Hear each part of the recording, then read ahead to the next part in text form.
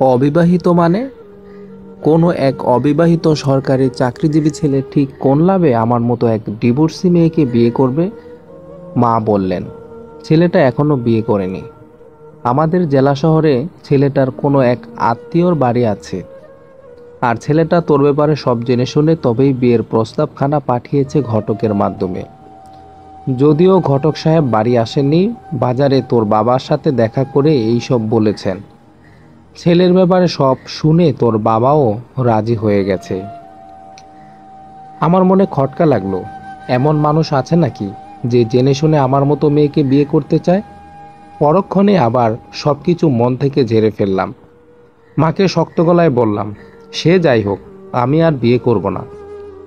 তোর বাবাকে কি বলবো? আর তোর বাবা কি বলে গেছে শুনেছিস নিশ্চয়ই?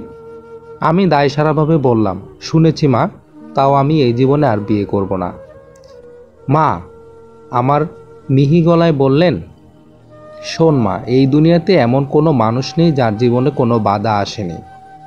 তুই এই দুনিয়ার মানুষের মধ্যেই আছিস। বিনা বাধায় কেউ সারাটা জীবন পাড়ি দিতে পারে না। তোর সাথে যা হয়েছিল তা ছিল তোর সামনের দিকে এগুতে না পারার বাধা। সেসব বাধা তো এখন মিটে গেছে। তাহলে কেন তুই সামনে এগোবি না? ততটুকুই বা বয়স হয়েছে তোর, সারাটা জীবন এখনও বাকি। একটা মেয়ের পক্ষে একা জীবন কাটানো অনেক কষ্ট রে মা। আমি একতরফাভাবে আবারও বললাম, সে তুমি যাই বলো মা, আমি বিয়ে করব না বলেছি, করবই না। মা হতাশ হয়ে বললেন, তোর বাবাকে কি বলবো তাহলে? যা বলার আমিই বলবো, তোমাকে কিচ্ছুই বলা লাগবে না। মা আমার কিছু বললেন না। বিকেলের দিকে বাবা আবারও বাড়ি ফিরলেন। যেহেতু দুপুরের খাবার খাইনি, তাই বাবা আসা মাত্রই আমি ভাত বেড়ে দিলাম। বাবা খাচ্ছে, আমি দাঁড়িয়ে আছি বাবার সামনেই। খাওয়ার এক ফাঁকে বাবা আমায় বললেন, তোর মা তোকে কিছু বলেছিল তনু? আমি নির্জীব গলায় বললাম, হ্যাঁ বাবা। তো তুই কি বললি? আমি মনে কিছুটা সাহস সঞ্চয় করে বললাম, একবার তো বিয়ে করেছিলাম বাবা, কপালে যে সুখ সইল না। দ্বিতীয়বার আমি একই পথে পা দিতে চাই না বাবা। দেখলাম বাবা খাওয়া বন্ধ করে দিয়ে আমার দিকে তাকালেন।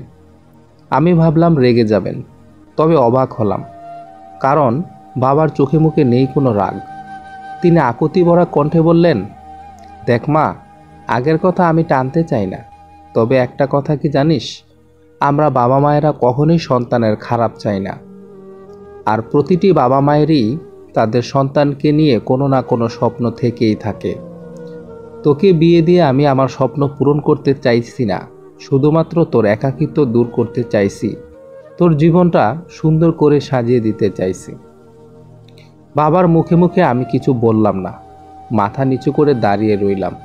বাবা আবারও বলতে শুরু করলেন, তোকে সুখের সাগরে ভাসিয়ে দেওয়ার মতো শক্তি আর সামর্থ্য কোনোটাই আমার নেই, কিন্তু তোকে সুখের সাগরে ভাসানোর ইচ্ছেটা আমার রয়েছে। আর সেই ইচ্ছেটা থেকেই আমি চেষ্টা করছি মাত্র।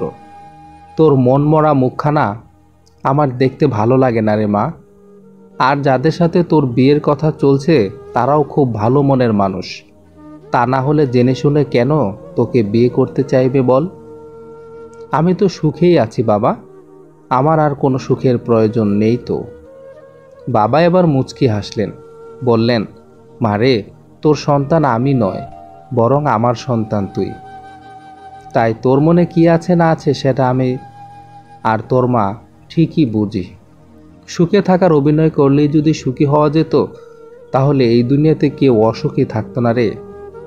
আমি নির্বাক হয়ে দাঁড়িয়ে আছি। বাবা বললেন, আমি চাই তুই আবারও সংসারী হ, জীবনটাকে সুন্দর করে এগিয়ে নে।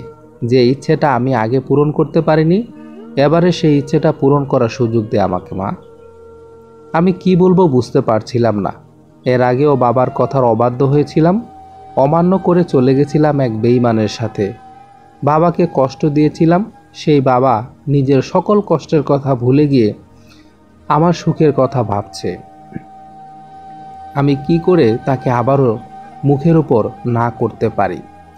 নিজের জন্য সুখ খুঁজতে গিয়ে তো বারবার অসুখী হয়েছি। এবার না হয় বাবার ইচ্ছেটা পূরণ করতে আবারও নিজের সুখকে বিসর্জন দিব। আমি একটা উত্তপ্ত নিঃশ্বাস ছেড়ে বাবার দিকে তাকালাম। ভেজা গলায় বললাম, আমাকে কি করতে হবে বাবা? বাবা এবার হাসলেন, বললেন, আমি জানতাম তুই আমার অবাধ্য হবি না।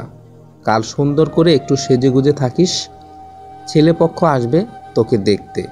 যদিও দেখার কিছুই নেই, ছেলে নিজের থেকে তোকে পছন্দ করেছে, তবুও সমাজের খাতিরে আসবে। আমি চোখ বন্ধ করে বললাম, ঠিক আছে বাবা। বুকে ব্যথা করছে খুব, না চাইতেও বাবার কথা মানতে হয়েছে, শুধু বাবার ইচ্ছেটা পূরণ করার জন্য। বিছানায় শুয়ে পড়লাম আমি। চিৎকার করে কাঁদতে ইচ্ছে করছে, কিন্তু সে উপায় নেই। বাবা বাড়িতে, শুনতে পেলে বুঝে যাবে শুধুমাত্র তার ইচ্ছেতেই আমি এটা করেছি। নিজের কষ্ট নিজের মনে চাপা দেওয়ার পূর্ণ চেষ্টা করছি আমি। সেই দিন রাতে আর খেতে ইচ্ছে হলো না আমার। মা অনেক জোরাজুরি করলো, কিন্তু খেলাম না। ভাত নিয়ে বসলেও সে ভাত আমার গলা দিয়ে নামতো না। লাইট অফ করে শুয়ে পড়লাম। চোখ দুটো বন্ধ করতেই ভেসে আসলো মৃদুলের মুখখানা। আহ, কি মায়াবী মুখ, কি মায়াবী চেহারা। এ চেহারার আড়ালে যে একটা অমানুষ ছিল তা কে জানত। মৃদুলের মায়ের কথাগুলো মনে হলো। অন্যকে অত্যাচার করতে করতে আজ সে নিজেই অত্যাচারিত। আমি হাসলাম। মানুষের জীবনটা বড্ডই অদ্ভুত। আজ যে ফকির কাল সে ধনী, আজ যে ধনী কাল সে ফকির। অথচ মানুষ এই সহজ সমীকরণটাও বুঝে না। হঠাৎ মনে উদয় হলো, মৃদুল কি সত্যিই ভালো আছে, নাকি সব টাকার কাছে বিক্রি করা অভিনয়। মাথাটা আবারও ব্যথা করছে। আমি 2 হাত দিয়ে চেপে ধরলাম মাথাটা। চোখ দিয়ে 2 ফোঁটা পানি বেরিয়ে এলো। হাতের তালুতে সে পানিটা মুছে নিলাম। এরপর শুয়ে পড়লাম আবারও। রাতের শেষ ভাগে ঘুম ভেঙে গেল হঠাৎ। তবে এবার সেই আগের স্বপ্নটা নয়, সেটা থেকেও এক ধাপ এগিয়ে গিয়েছে আজকের স্বপ্নটা। আজ আমি মহাখুশি। নিজের মেয়েটাকে আজ বুকের সাথে চেপে ধরতে পেরেছি, মেয়েটার একদম কাছে যেতে পেরেছি আজ। আজকের স্বপ্নে মেয়ে আর আমি এক হয়েছি। আজ আমি খুব খুশি। আজ মেয়েটা আর কান্না করেনি, বরং হাসি খুশি ছিল। আমিও খুশি আজ। বাস্তবে না হোক, স্বপ্নে হলেও মেয়েটার কাছে পেয়েছি, ছুতে পেরেছি। সকাল থেকে মনটা আমার বেশ ফুরফুরে আজ। অন্য দিনের তুলনায় আজকের দিনটা অন্যরকম লাগছে। মনে খুশি খুশি লাগছে। আমার খুশি দেখে বাবা মাও আজ খুশি। হয়তো তারা ভেবেছে আমার বিয়ের কথা হচ্ছে তাই আমি খুশি। তবে তারা যে কারণেই খুশি হোক না কেন, তাতে আমার কোনো আপত্তি নেই। দুপুরের আগনাগাত গুটি কয়েক মানুষজন এসেছে আমাদের বাড়িতে। আমার বুকটা আবারও ভার হয়ে গেছে। ঘরের এক কোণে নতুন জামা পরে চুপচাপ বসে আছি আমি। মায়ের ইচ্ছেতেই নতুন জামা পরা, তা না হলে আমার এইসবের কোনো ইচ্ছে ছিল না। চাইলেও কাঁদতে পারছিলাম না, যে কারণে চোখ দুটো লাল হয়ে আছে। বাইরে বাবা আর ভাইয়া মিলে মেহমানদারি করছে। মা রান্নায় ব্যস্ত। আমাকে বোধহয় কিছুক্ষণ পর ওদের সামনে নিয়ে যাবে। আমি ফরিয়াদ করছি, কিছুক্ষণ পর সময়টা যেন আমার জীবনে আর না আসে। এইসব আমার কাছে একদমই ভালো লাগছে না। ঘণ্টাখানেক বাদে আমার মা রুমে এলো। দেখলাম উনিও ভালো একটা কাপড় পরে আছে, মুখে হাসি। আমি তাকিয়ে রইলাম মায়ের দিকে। বাবা মায়ের মুখের এ হাসির দিকে তাকিয়ে আমি বছরের পর বছর পার করে দিতে পারি, এটা যদি তারা একটু বুঝতো। মা আমাকে হাসি মুখে বললেন, শরবত রেডি আছে, তুই এগুলো নিয়ে চলে যা ওদের সামনে। আর হ্যাঁ, ওদের সামনে গিয়ে ভদ্রভাবে সালাম দিবি, নম্রভাবে কথা বলবি। আমি সামান্য বিরক্তির স্বরে বললাম, এত ফর্মালিটির কি দরকার মা? ওরা তো জানেই আমি ডিভোর্সি, তাহলে কেন এত আয়োজন? মা সামান্য রেগে গিয়ে বললেন, এই অপয়া শব্দটা আর একবারও যদি মুখ থেকে বের করছিস তাহলে কিন্তু খুব খারাপ হয়ে যাবে বললাম। আমার কপালে ভাঁজ পড়ল, কিন্তু মায়ের মুখের উপর কিছু বলার আর সাহস পেলাম না। এর মধ্যে আমার ভাইয়া চলে এলো ঘরে। সে মাকে উদ্দেশ্য করে বলল, তনু রেডি আছে তো মা? মা নরম হয়ে বললেন, রেডি আছে, ওকে নিয়ে যা তুই। ভাইয়া আমার দিকে তাকিয়ে একবার পা থেকে মাথা পর্যন্ত দেখলো। এরপর সামান্য ধমকের গলায় বলল, একটুও সাজলি না যে? মুখে তো বোধহয় সামান্য ক্রিমও মাখিসনি। ওরা তো নাকি আমাকে আগে থেকেই পছন্দ করে রেখেছে।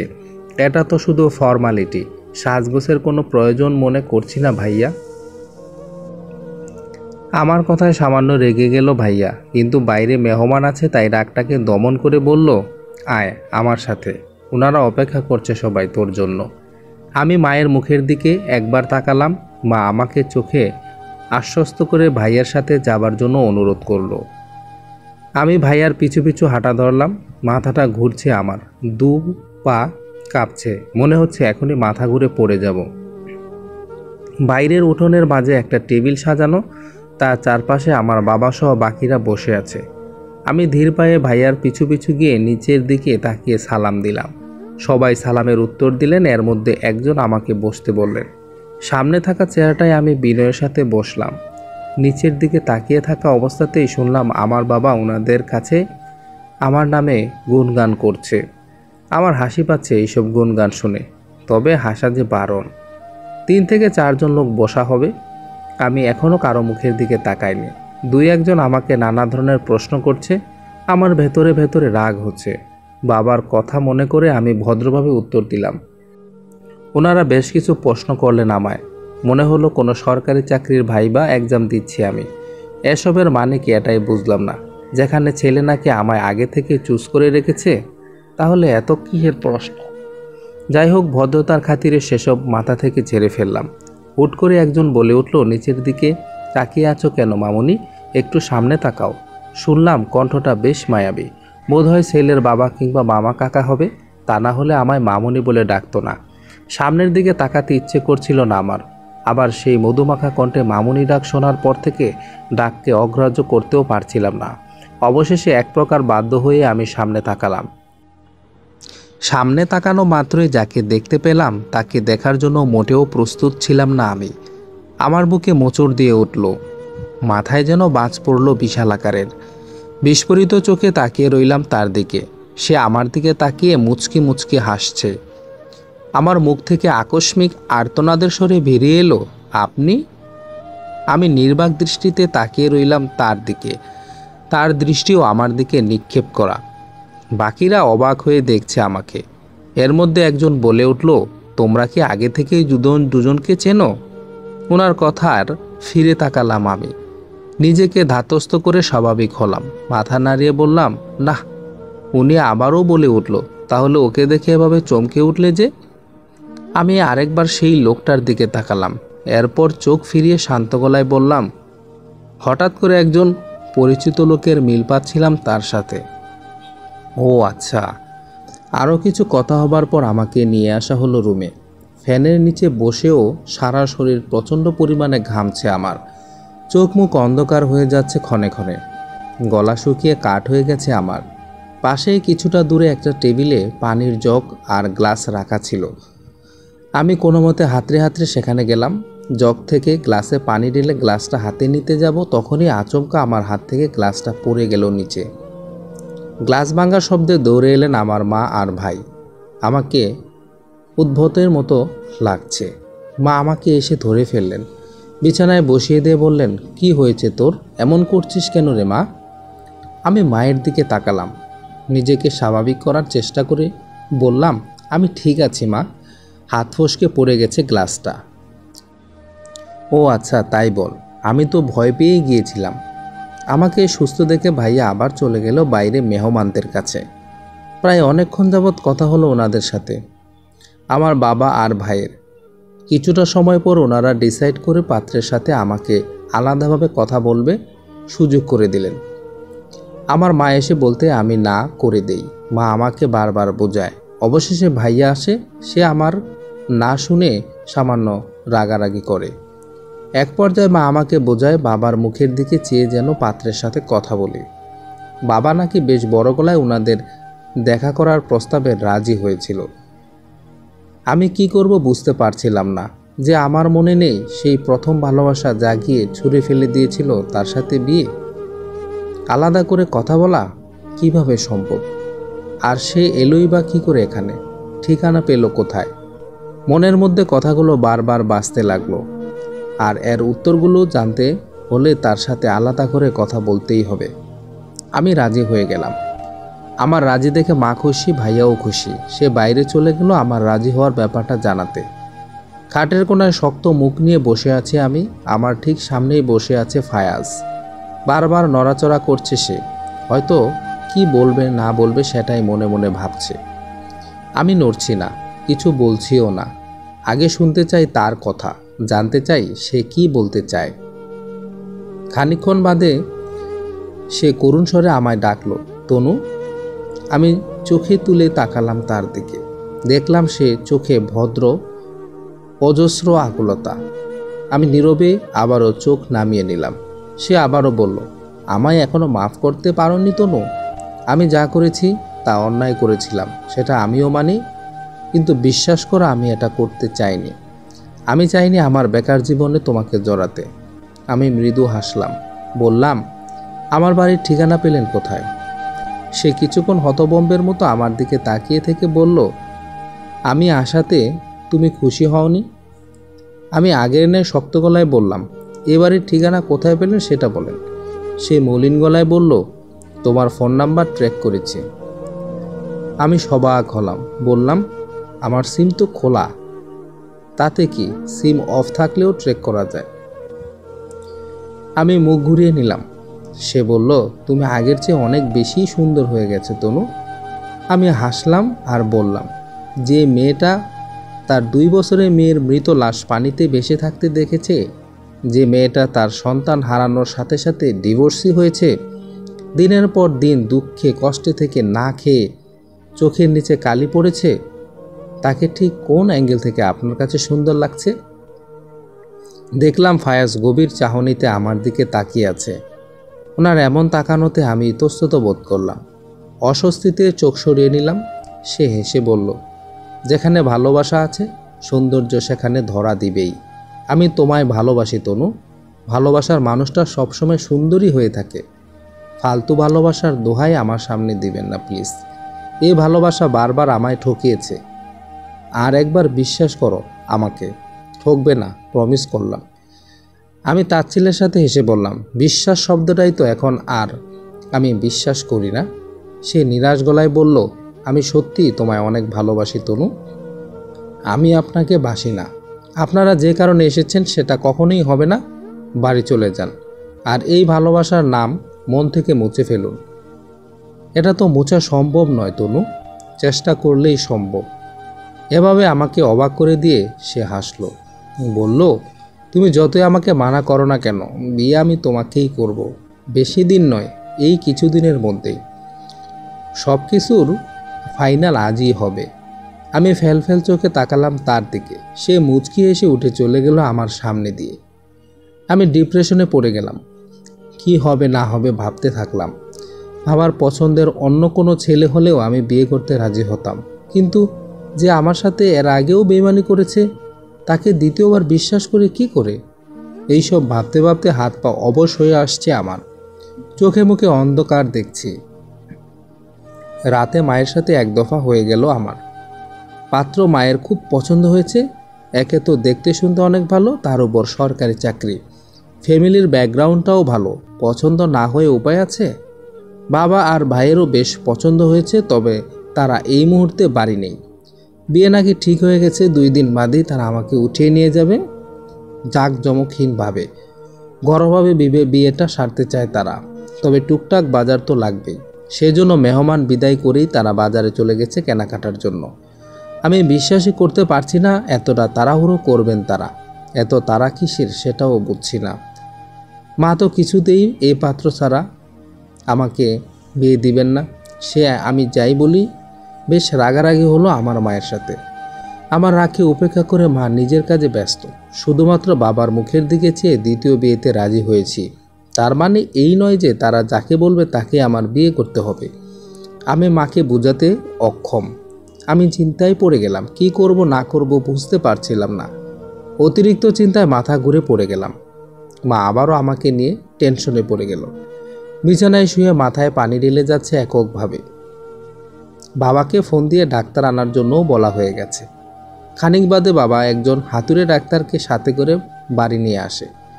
উনি ওনার যন্ত্রপাতি দিয়ে আমাকে চেক আপ করতে থাকে। চেক আপ করা শেষ হলে মা উদ্গ্রীব হয়ে ওনাকে জিজ্ঞাসা করে, আমার মেয়েটার কি হয়েছে ভাই সাহেব? একটু কিছু হলেই ওর মাথা ঘুরে, শরীর খারাপ করে, এর কারণ কি? আমার বাবারও একই প্রশ্ন, একই জিজ্ঞাসা। আমি তখন সম্পূর্ণ সজ্ঞানে আছি। সকল কথাবার্তাই আমার কানে স্পষ্ট। ডাক্তার সাহেব জড়তা ছাড়াই আমার বাবা মাকে বললেন, দেখুন, চেক আপ করে যা বুঝলাম মেয়ের শরীরের কন্ডিশন খুবই খারাপ। ওর ব্রেনের উপর দিয়ে অনেক চাপ যাচ্ছে, অতিরিক্ত চাপে যে কোনো সময় একটা খারাপ কিছু হয়ে যেতে পারে। ওনার কথা শুনে মা আঁতকে উঠল, আতঙ্কিত গলায় বলল, খারাপ কিছু মানে? এই ধরুন স্ট্রোক করার সম্ভাবনাটাই বেশি। মা আতঙ্কিত চোখে আমার দিকে তাকালো। ওনার চোখের কোণে পানি, বাবার কপালেও চিন্তার ভাঁজ। তবুও নিজেকে স্বাভাবিক রেখে গভীর গলায় বাবা প্রশ্ন করলেন, এখন উপায়? উপায় একটাই, মেয়েকে মানসিকভাবে চাপ দেওয়া যাবে না, কিন্তু চাপ থেকে মুক্ত রাখার চেষ্টা করতে হবে, আর স্বাস্থ্যসম্মত খাবার খাওয়াতে হবে। বাবাকে দেখলাম আমার দিকে একবার তাকালো, আমিও তাকিয়ে রইলাম বাবার দিকে। মা সামান্য আর্তনাদ করে বলে উঠল, আল্লাহ, মেয়েটারই কেন এত খারাপ খারাপ পরিস্থিতির মধ্যে ফেলে? বাবা সামান্য ধমকের গলায় মাকে বলল, থামো তো তুমি, এমন কিছুই হবে না, আল্লাহর কাছে ফরিয়াদ করি এমন কিছু যেন না হয়। ডাক্তার চলে যাওয়ার পর আমি বিছানায় উঠে বসি। মা আমাকে নিষেধ করে বসার জন্য। আমি মায়ের কথায় গুরুত্ব দিই না। ডাক্তারকে এগিয়ে দিয়ে এসে বাবা দেখে আমি বসে আছি। আমাকে বসে থাকতে দেখে বাবা এগিয়ে আসেন আমার কাছে। আমার ঠিক পাশেই বসে বাবা বললেন, মারে, আমি কি তোরে বেশি চাপের মধ্যে ফেলে দিছি? সত্যি আমি চাপের মধ্যে আছি, কিন্তু বাবার এমন আদরের প্রশ্নের বিপক্ষে কি করে এমন শক্ত কথা বলবো আমি? এতে বাবা হয়তো নিজের কাছে নিজেকে অপরাধী মনে করবেন। আমি মাথা নাড়িয়ে জানান দিলাম, না বাবা। বাবা হাসলো, আমার মাথায় হাত বুলিয়ে দিয়ে বলল, পুরনো চিন্তাভাবনা সব মাথা থেকে ঝেড়ে ফেল মা। দেখলি তো ডাক্তার কি বলে গেল? আগের চিন্তাগুলো মনে করে করে নিজেকে আর কত কষ্ট দিবি মা? মনের মধ্যে জিত চাপ, যার জন্য তুই কষ্ট পাচ্ছিস সে তো দিবি সুখে সংসার করছে, তবে তুই কেন সেসব ভেবে কষ্ট পাবি? বাবার কথায় আমি হাসলাম, কিন্তু কিছুই বললাম না। মনে মনে বুঝতে পারলাম ঠিকই যে বাবার কথার যুক্তি তো আছে, কিন্তু এই অবুঝ মনটাকে তো আর বোঝাতে পারি না। সেই দিন রাতে আর কোনো সমস্যা হয়নি আমার। সকালে শুনলাম ছোট ভাই শিহাব ফিরেছে বাড়িতে। আগামীকাল আমার বিয়ে, হয়তো তাই। আমি চুপচাপ বসে রইলাম নিজের ঘরে। মা মায়ের মতো করে কাজ করে যাচ্ছেন। বাবা আর ভাইয়া দুজনেই খুব ব্যস্ত, কিন্তু কাজের লোক রাখা হয়েছে বাড়িটাকে সুন্দর করে পরিষ্কার করার জন্য। বিয়ে বলে কথা, আশেপাশটাকে সুন্দর দেখাতে হবে তো। খানিক বাদে হাতে একটা ফোন নিয়ে মা এলো রুমে। ভাবলাম হয়তো কারোর নাম্বার বের করে দিতে হবে, তবে আমি ভুল ছিলাম। মা ফোনটা আমার দিকে এগিয়ে বলল, ফোনটা তোর কাছেই রাখতো নু। কেন? আমার কাছে আমার নিজের ফোনই তো আছে মা। মা হেসে বলল, তোর নাম্বার তো আর জামাই বাবাজি জানে না। আমি ব্রু বাঁকিয়ে বললাম, জামাই বাবাজিকে? কেন ফায়াজ? ফোন দিবে কিছুক্ষণের মধ্যেই, তোর সাথে কথা বলবে। আমার রাগ হলো, সবাই এর মধ্যে পেয়েছো নাকি তোমরা? শুধুমাত্র সরকারি চাকরি করে আর অবিবাহিত হলেও আমার মতো বিবাহিত এক বাচ্চার মাকে বিয়ে করছে, তাই? মা চলে গেলেন। কিছুক্ষণ বাদে ফোন এলো ঠিকই, কিন্তু আমি ফোন ধরলাম না। ফোনটা সাইলেন্ট করে রেখে দিলাম। খানিক বাদে দেখি শিহাবও চলে এসেছে। ঘরে ঢুকে ব্যাগটা রেখে সে আগে আমার কাছে এসেছে। তার চোখে মুখে চিন্তা স্পষ্ট। সে অন্য কোনো কথা না বলে আগে আমায় প্রশ্ন করল, এই বিয়েতে তোর মত আছে তো? আমি হেসে বললাম, মাত্র বাড়ি ফিরলি, এইসব কথা তো পরেও বলা যাবে। সে খানিকর নীরব থেকে বলল, বাবা আর ভাইয়া তোকে জোর করে বিয়ে দিচ্ছে, তাই না? কাউকে কি ইচ্ছের বিরুদ্ধে জোর করা যায় শিহাব? তার মানে তোর ইচ্ছে আছে, তাহলে কোনো সমস্যা নেই। তবে তোকে আমি জোর করে বিয়ে করাতে চাই না। তাহলে তুই কি করতি? আমি আগ্রহ ভরে তাকিয়ে রইলাম শিহাবের দিকে। শিহাব এক নজরে আমাকে দেখল, এরপর চোখ সরিয়ে নিয়ে অন্যদিকে তাকিয়ে বলল, প্রতিবাদ করতাম, বিয়েটা ভেঙে দিতাম। এটা যদি না পারতাম তবে তোকে নিয়ে পালিয়ে যেতাম।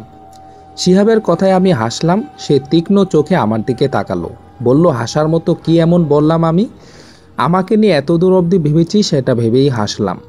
সে যাই হোক, এতটা রাস্তা জার্নি করে এসেছিস, হাত মুখ ধুয়ে খেয়ে নে। শিহাব চলেই যাচ্ছিল, এমন সময় তার চোখ গেল সাইলেন্ট করে রাখা ফোনটার উপর। ফায়াজ এখনও কল করেই যাচ্ছে। শিহাব ব্রু বাঁকিয়ে আমার দিকে তাকালো, বলল, কে ফোন করেছে? আমি একবার ফোনের দিকে তাকালাম, এরপর দীর্ঘশ্বাস ছেড়ে বললাম, যার সাথে আমার বিয়ে হবে সে। শিহাব এবারে বসে পড়ল আমার পাশে, মৃদু গলায় বলল, এবারে আমি ঠিকই বুঝতে পারছি। কি বুঝতে পারছিস? বিস্ময়ে জিজ্ঞাসা করলাম আমি। তোর যে এই বিয়েতে মত নেই সেটাই বুঝলাম। আমি কিছুই বললাম না, ওর দিক থেকে চোখ সরিয়ে নিলাম। শিহাব আমার হাতে হাত রেখে নরম গলায় বলল, তুই তো আমাকে বিশ্বাস করিস, তাহলে খুলে বল আমাকে, হঠাৎ এমন কথা কেন বলছিস? আমি বেশ বুঝতে পারছি এই বিয়েতে তোর মত নেই, কিন্তু ঠিক কী কারণে মত নেই সেটা আমাকে বলবি? বিশ্বাস কর, আর যাই হোক, এই শিহাব তোর মনের বিরুদ্ধে কিছু হতে দিবে না। আমি আবারও হাসলাম, ফোনটার দিকে আবারও একবার দৃষ্টিপাত করে শিহাবের দিকে চোখ ফেরালাম। ঠোঁটের কোণে স্মিত হাসি টেনে বললাম, সাপ লুডোর খেলা খেলেছিস কখনো? অনেক খেলেছি, কিন্তু এই কথা কেন বলছিস? দেখলাম শিহাব আমার দিকে আগ্রহ ভরে তাকিয়ে আছে। আমি আবারও বলতে লাগলাম, সাপ লুডোর ছক বেয়ে তুই যতই উপরে উঠতে যাস না কেন রে ভাই, নানা রকম সাপ তোকে কামড়ে কামড়ে নিচের দিকে টেনে হিঁচড়ে নামাবেই। তুই একটা সিঁড়ি বেয়ে উপরে উঠলেও তোকে নিচে নামানোর জন্য অনেক সাপ সামনে অপেক্ষায় থাকবে। আমার জীবনটাও এমন রে, যতই সিঁড়ি বেয়ে উপরে উঠি না কেন, আবারও নানা ধরনের অনাকাঙ্ক্ষিত ঘটনা আমাকে টেনে হিঁচড়ে নিচে নামিয়ে দেয়। যখনই সুখের সিঁড়ির দেখা পাই, সেটা বেয়ে উপরে যাই, দুঃখ নামের সাপগুলো আমাকে ছিঁড়ে ছিঁড়ে খায়। আমার চোখের কোণে পানি। শিহাব ওর হাতের উল্টো পিঠে আমার চোখের পানি মুছে দেয়। আমি ব্যতিব্যস্ত হয়ে শিহাবকে প্রশ্ন করি, আচ্ছা বলতো শিহাব, আমার জীবনটা না হয় সাপলুডোর ছক বেয়েই যাচ্ছে, কিন্তু আমার শেষটা কি হবে? সাপলুডোর শেষটা সবার জন্য খুশির হয় না। কেউ 100 সিঁড়ি পাড়ি দিয়ে জয়লাভ করে, আবার কেউ 99 কোঠাতেই সাপের মুখে পতিত হয়ে শেষ হয়ে যায়। আমার কোনটা হবে শিহাব? শিহাব আমাকে সান্ত্বনা দিয়ে বলল, এমনটা কেন ভাবছিস আপা? দেখে নিস তোর এমন কিছুই হবে না। আল্লাহ নিশ্চয়ই সামনে তোর জন্য ভালো কিছুই রেখেছেন। আর তুই যদি মনে করিস এই বিয়েতে তুই সুখী হবি না, তাহলে এখনও সময় আসছে। আমাকে শুধু একবার বল, আমি বিয়েটা ভেঙে দেব। আমি হাসলাম আবারও, বললাম, দ্বিতীয়বার বাবার মাথাটা কাটতে চাই না রে শিহাব। সারাদিন অনেক ব্যস্ততায় দিন কাটছে আমার। বাবা আর 2 ভাইমা, মাও অনেক ব্যস্ত, যেহেতু ঘরোয়াভাবে বিয়েটা হবে, সেই কারণে তেমন কোনো আত্মীয় স্বজন আসবে না, শুধুমাত্র খুব কাছের কয়েকজন ছাড়া।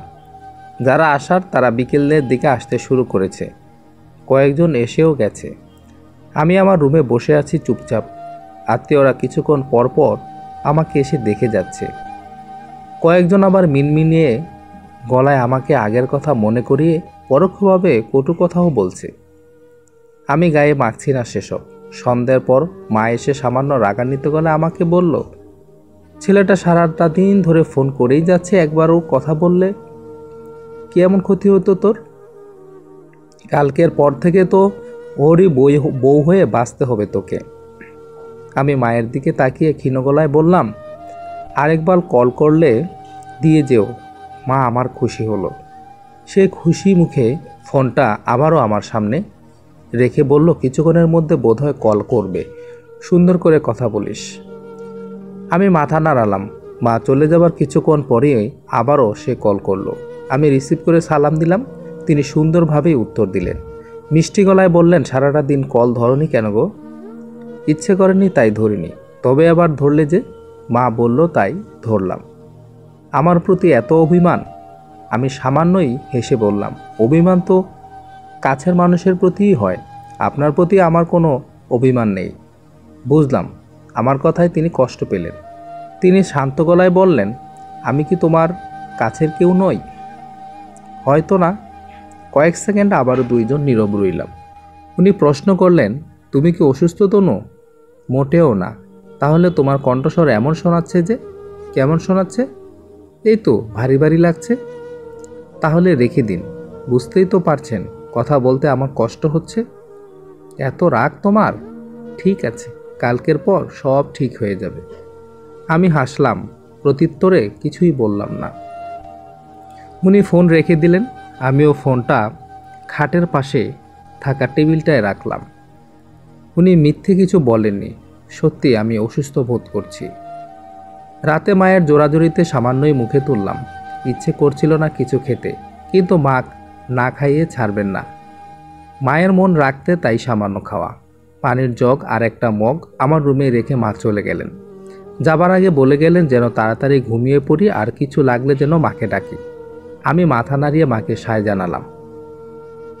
বরাবর ফেসবুক না চালালেও আমার ফোনে ফেসবুক অ্যাকাউন্ট খোলা ছিল।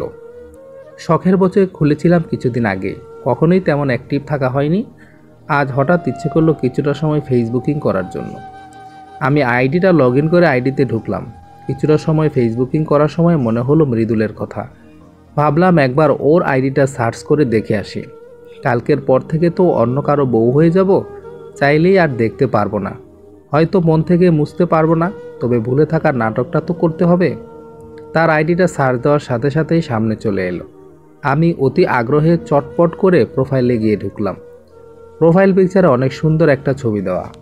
দামি ব্র্যান্ডের একটা বাইকে বসে ছবিটা তোলা হয়েছে, তবে বাইকটা তো আগে ছিল না।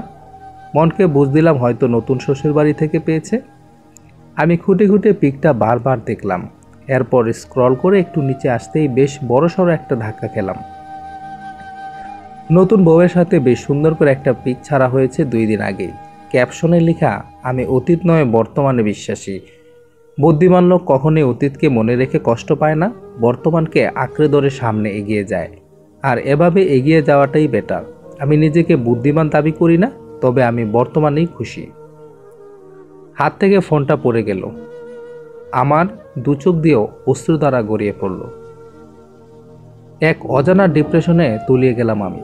মাথায় নানা ধরনের উদ্ভট চিন্তা কাজ করছে। নিজেকে সুস্থ মনে হচ্ছে না, কেন জানি হঠাৎ করে গলাটা শুকিয়ে কাঠ হয়ে গেল আমার। মাথাটা ঘুরছে প্রচণ্ডভাবে, চোখেও ঝাপসা দেখছি আমি টেবিলটার কাছে গিয়ে জগটা হাতে নিতে চাইলাম, তবে প্রচণ্ড পরিমাণে হাত আর সারা শরীর কাঁপুনিতে হাত থেকে জগটা ফসকে পড়ে নিচে গেল। বিয়ে বাড়ির আমেজে সারা বাড়ির মেতে উঠেছে, সবাই যে যার মতো কাজ করছে।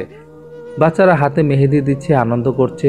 শিহাব বাড়ির এদিক ওদিকটা বেশ ভালো মতোই পর্যবেক্ষণ করছে। যেহেতু আয়োজন খুবই অল্প, তাই ছোটোখাটো একটা প্যান্ডেল বাঁধা হয়েছে বাড়ির দক্ষিণ দিকটায়। ওইদিকে বেশ আলো বাতাস আছে। বাবা সেই দিকটায় দেখাশোনা করছে। ভাইয়া আছে বাবুর্চিদের কাছে। শিহাব এদিক ওদিক ভালো করে পর্যবেক্ষণ করলো। এরপর হঠাৎ কি মনে হলো তার, সে চলে এলো রান্নাঘরে মায়ের কাছে। মাকে প্রশ্ন করলো, মা, আপা কোথায়? ও তো ওঠেনি এখনো। রান্নাঘরের কাজ সামলাতে সামলাতে উত্তর দিল মা।